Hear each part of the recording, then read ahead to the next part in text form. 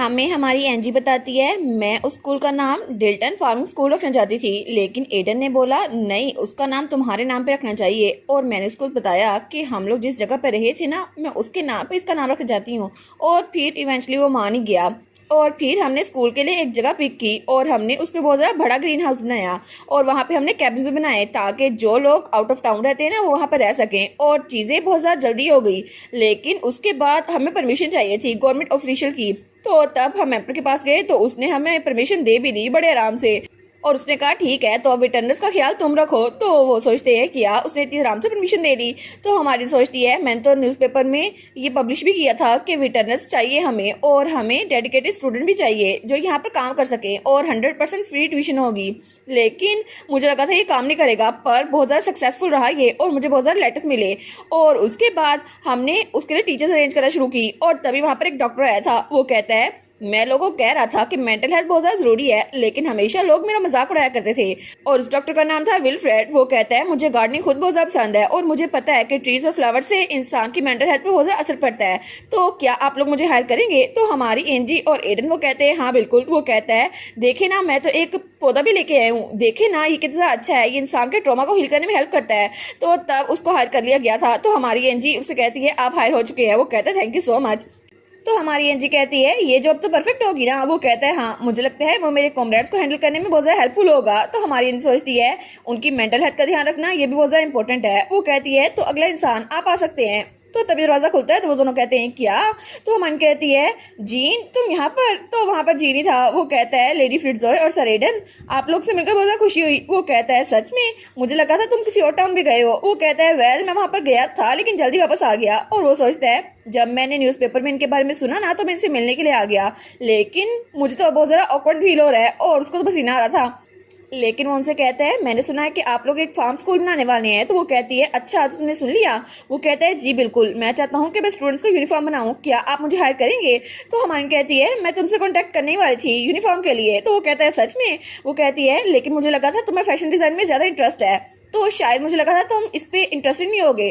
तो तुम वहाँ पर गए थे, तुमने क्या सीखा? वो कहता है हाँ मैं वहाँ पर गया था, और जब मैं वहाँ पर गया तो मैं वहाँ पर बाल रूम में भी गया और वहाँ पे बहुत ज़्यादा नोबल वुमेन से भी मिला, लेकिन मुझे पता नहीं था कि आखिर वो फैशन कहते किसको हैं, क्योंकि उनकी हेड्स तो इतनी ज़रा भारी थी कि उनसे अपना सर उठाना मुश्किल हो रहा था, और उनकी वेस्ट लाइन तो ज़रा टाइट थी ना कि उनके लिए सांस लेना मुश्किल था, और उनकी हील्स उससे तो उनके लिए चलना मुश्किल हो रहा था। इसलिए मुझे लगा कि ये लोग फैशन के नाम पर सिर्फ अपने आप पे जुल्म कर रहे हैं। और मैंने बाकियों की बातें सुनी कि असल में लोग ऐसे ही फैशन करते हैं, लेकिन तब मैं वहाँ से भाग गया क्योंकि मुझे पता था कि फैशन इसे नहीं कहते, लोग के लिए कंफर्टेबल कपड़े बनाना ये भी फैशन होता है, और मैं यही करना चाहता था। तो ये स्माइल करती है। वो कहती है लगता है तुम्हारा बहुत ज़्यादा वंडरफुल एक्सपीरियंस रहा। तो वो कहता है हाँ बिल्कुल, और जी नहीं, अब से आप मुझे जेन कहें जो कि मेरा असल नाम है। तो वो तीनों स्माइल करते हैं, और उसके बाद उसको भी हायर कर लिया गया था। तो हमारी कहती है ठीक है, तो अगला इंसान आ सकता है। और जब वहाँ पर देखती है वो कहती है लेडी केस, और वो एक वाइकाउंट की डॉटर थी। वो कहती है आपको मैं याद हूँ माई लेडी? मुझे बहुत ज़्यादा खुशी हुई। वो कहती है हाँ हाँ, क्योंकि आपकी पोएट्री रिसाइटल तो बहुत ज़्यादा इंप्रेसिव थी। और वो सोचती है मुझे अभी याद क्यों आ रही है? वो कहती है जी मुझे लिटरेचर बहुत ज़्यादा पसंद है, और जियोग्राफी तो सबसे ज़्यादा पसंद है। तो वो कहती है एडन इनसे मिलो, ये बहुत ज़्यादा अच्छी टीचर बन सकती हैं। तो वहाँ पे माहौल थोड़ा ऑकवर्ड हो गया था क्योंकि वो लड़की पहली बार एडन से मिल रही थी, तो तब वो लोग हाई सोसाइटी के बारे में बात ही नहीं करते। तो हमारी कहती है आपके फियांसे कैसे हैं? तो वो कहती है असल में मेरी एंगेजमेंट बहुत अरसे पहले टूट चुकी है, और आई एम श्योर वो अच्छे होंगे। तो वो कहती है आई एम सॉरी, मुझे ये सुनकर बहुत ज़्यादा दुख लगा। तो वो कहती है नहीं नहीं कोई बात नहीं, मैंने एंगेजमेंट तोड़ी थी असल में। तो हमारी एनजी कहती है अच्छा तो ऐसा है? तो वो कहती है असल में बहुत ज़्यादा बिजी थी ना, तो मैंने न्यूज़पेपर में कुछ नहीं देखा, तो इसलिए मैं एक स्कूल बना रही थी, तो मुझे लगा शायद आप यहाँ पर टीचर बनने के लिए आई हैं। वो कहती है जी मुझे पता है, और मैं यहाँ पर टीचर बनने के लिए आई हूँ, क्या आप मुझे हायर कर सकती हैं? तो हमारी एनजी कहती है क्या आपको हायर करना है? वो कहती है जी बिल्कुल, मुझे लगा था आपको मेरी पोएट्री स्किल्स और ज्योमेट्री स्किल्स बहुत अच्छी लगती है ना, तो क्या आप मुझे हायर कर सकती हैं? तो हमारी कहती है क्या सच में? वो कहती है जी बिल्कुल, मेरी अच्छी मेमोरी है, और मैं लिखने में भी अच्छी हूँ, और मैं लोगों को लिखना सिखा सकती हूँ, और इसके बाद मेरे घर में जो बटलर है मैंने उसको भी लिखना सिखाया था, और मुझे फाइनेंस और अकाउंटिंग में बहुत ज़्यादा दिलचस्पी है, तो क्या आप मुझे हायर कर सकती हैं? तो हमारी हीरोइन कहती है क्या यहाँ आने की कोई खास वजह? वो कहती है जी बिल्कुल, मैं अपने पैसे खुद बनाना चाहती हूँ और अपने तौर पर अपनी लाइफ गुजारना चाहती हूँ, इसलिए मैं चाहती हूँ कि जब मेरा फारग वक्त हो तो मैं पूरी दुनिया को ट्रैवल करूँ। तो तब हमारी सोचती है जब भी मैं नोबल पार्टीज में होती थी तो वो लेडी केस तो वो हमेशा सबसे आई कांटेक्ट अवॉइड करती थी और वो एक कॉर्नर रहती थी। लेकिन मुझे लगता है कि वो बहुत ज़्यादा इंट्रोवर्ट थी और अभी अपने आप को प्रेजेंट करने में बहुत ज़्यादा हेल्पफुल हो रही हैं। तो वो कहती है अहम, तो वो कहती है क्या? तो हमारी एंजी स्माइल करके उसको हाथ बढ़ाती है। वो कहती है एक्चुअली हमारे पास वाइस प्रिंसिपल के लिए एक जगह बची है, क्या आप उसमें इंटरेस्टेड हैं? वो कहती है जी बिल्कुल, मैं बहुत ज़्यादा खुश हूँ, थैंक यू सो मच, मैं अपनी बेस्ट करूंगी। और वो सोचती है मुझे बहुत ज़्यादा खुशी हो रही है कि मैंने उनसे बात करने की हिम्मत जुटा ली। और हमारा एडन वो भी एंजी को आंख मारता है। वो कहता है ठीक है, तुमने अच्छा काम किया। और उसके बाद वहाँ जा रही थी। वो कहती है आपके साथ काम करके बहुत ज्यादा खुशी होगी हेडमास्टर। तो हमारी एंजी कहती है आपके साथ भी वाइस प्रिंसिपल।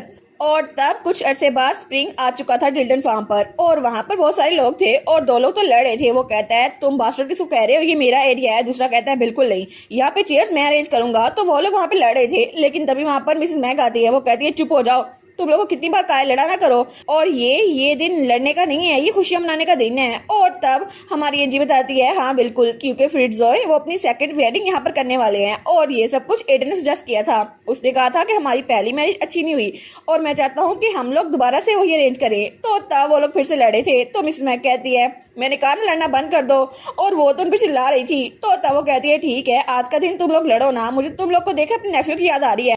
तो वो कहते हैं ठीक है मिसेस मैक, गुस्सा ना करें, हम आपको शोल्डर मसाज दें। दूसरा कहता है नहीं, इनको मैं बिठाता हूँ, मैं पानी लेकर आता हूँ। तो मिसेस मैक भी स्माइल करती है। वो सोचती है मिस्टर और मिसेस फ्रिट्जॉय की वजह से यहाँ पर हर कोई बहुत ज्यादा खुश है। और तब वहाँ वेडिंग हॉल में हर कोई बहुत ज्यादा खुश बैठा हुआ था और सब मेहमान भी आ चुके थे। तो मिसेस मैक कहती है खाना तैयार है ना, और पियानो उसका काम भी हो चुका है, तो क्या दूल्हा दुल्हन रेडी है? तो तब वहाँ पर जीन और उसकी बहन थी मैरी, वो कहते हैं जी मैडम, वो परफेक्ट है। तो तब मिसेस मैक लेडी केस को इशारा करती है। तो तब वहाँ पे आना शुरू होता है और सब लोग वहाँ चीयर्स कर रहे थे और वहाँ पे हमारी एंजी आती है। वो सोचती है ये बिल्कुल भी पिछली बार की तरह नहीं है जब मैं चर्च में अपने फादर के बगैर आई थी। तो तभी उसकी तरफ कोई हाथ बढ़ाता है, वो था हमारा एडन। वो स्माइल करके कहता है एंजी क्या हम लोग चले? और वो तो बहुत हैंडसम लग रहा था। तो एंजी भी उसका हाथ पकड़ती है। वो कहती है हाँ एडन, और दोनों स्माइल कर रहे थे और सब लोग उनके लिए क्लैपिंग कर रहे थे। लेकिन मिस मैक कहती है चुप हो रहा, शोर ना मचाओ। तो तब वो लोग बड़े खुशी खुशी वहां से आ रहे थे। तो एडन कहता है मुझे लगता है कि आज रात तक ना मिसेस मैक का गला बैठ जाएगा इन पे चिल्ला चिल्ला के। वो कहते हैं हाँ, लेकिन उन्होंने हमारी बहुत ज्यादा हेल्प की है। तो एडन कहता है ठीक है, हम उनको थैंक यू के तौर पर कुछ बोल देंगे। और तब वो हमारी एंजी को छेड़ता है। तो हमारी एंजी कहती है बस कर दो एडन, पागल ना बनो। और तब वो लोग प्रीस के सामने पहुंच चुके थे और उनकी वॉच शुरू हो रही थी। तो प्रीस कहता है ठीक है, तो आप लोग एक हैप्पीली कपल के तौर पर रह सकते हैं। तो हमारी सोचती है ये जगह, यहाँ पे कुर्सियाँ बिल्कुल भी खाली नहीं है और मेरी सेकंड वेडिंग बिल्कुल भी मेरी फर्स्ट वन की तरह नहीं है। और वहाँ पर वो पिग्स भी थे और मिसेस मैक भी। और वो सोचती है मैं कितना वंडरफुल लोगों से मिली हूँ ना, और यहाँ पे जीन और मैरी भी हैं और हम लोग इतने सारे लोग के दरमियान यहाँ पर आए हैं और हम लोग भी बहुत ज़्यादा खुश हैं। तो तब प्रीस कहता है ठीक है, तो अब आप लोग की शादी हो चुकी है। और तब एडन और एंजी स्माइल करते हैं और वो दोनों बहुत खुश थे।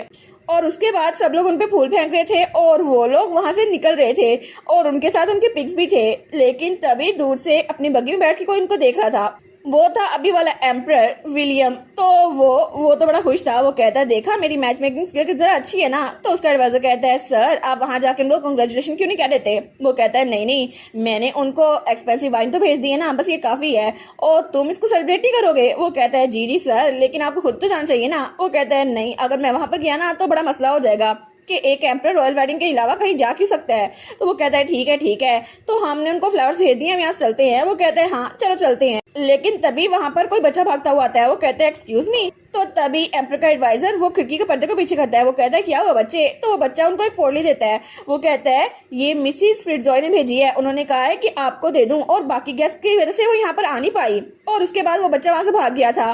तो तब एम्परर उसको देखते हैं तो वहां पे लिखा था ये स्पेशल पाउंड केक है जो कि मिसिस मैक की कुक बुक से लिया गया है। तो एम्परर कहता है वो तो बहुत शार्प है, उसे पता था हम यहाँ पर आने वाले हैं। तो उसका एडवाइस कहता है जी बिल्कुल। तो तब एम्परर उस मिठाई को देखता है और तब उसको खाता है। वो कहता है वाह ये तो डिलीशियस है ना। तो एम्परर कहता है मुझे लगता है मैं मैच मेकिंग बहुत ज्यादा अच्छा हूँ, मेरे पास टैलेंट है, और तुम भी सिंगल हो ना, तुम्हारी भी मैच मेकिंग करवाऊं? वो कहता है मजाक करे ना योर मैजेस्टी।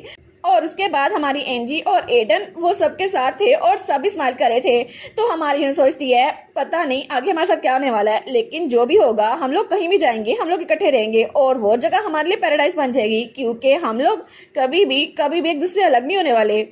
और इसी के साथ ये वाला मानवा यहीं पर एंड हो गया। और आप लोग को इस पूरे मानवा में सबसे फेवरेट कैरेक्टर कौन सा लगता है? मुझे तो हमारा एडन लगता है, कितना क्यूट सा लड़का है ना।